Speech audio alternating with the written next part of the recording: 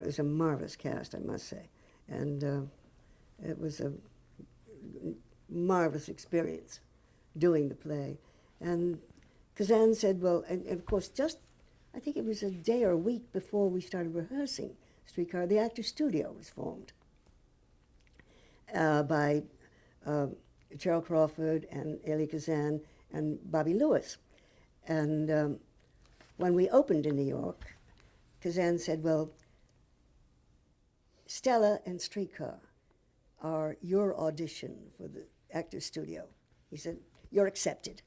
He said, I want you to start working at the studio, which I did after we opened December 3rd, 1947.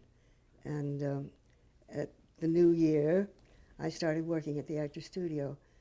Well, that was also not only a marvelous place to work, just 2 days a week, but where you could, a safe place where actors, professional actors, could test themselves and try things that you wouldn't normally necessarily play on stage, fall on your face, but you learn making mistakes much better than being brilliant all the time.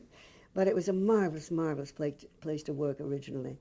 And it sounds like you needed that haven, because here you were on stage with Marlon Brando. Now, people have asked you a million times, I'm sure, what it was like to deal with Marlon Brando. What do you remember from that experience? What can you say about it now, these many years later? Well, it's an extraordinary experience working with Marlon. One of the best actors, certainly, I've ever worked with in my life. An incredible sense of truth about him. I think Carl Malden said it, that, you know, Marlon can make wrong choices or bad choices in terms of what he's doing on stage or on film or wherever, but the one thing he can never be is false. And to work with that sense of truth brings out truly the best in you. Also, he was just a dear guy, with a crazy sense of humor, but a lovely, kind, thoughtful, caring man. That he is, definitely.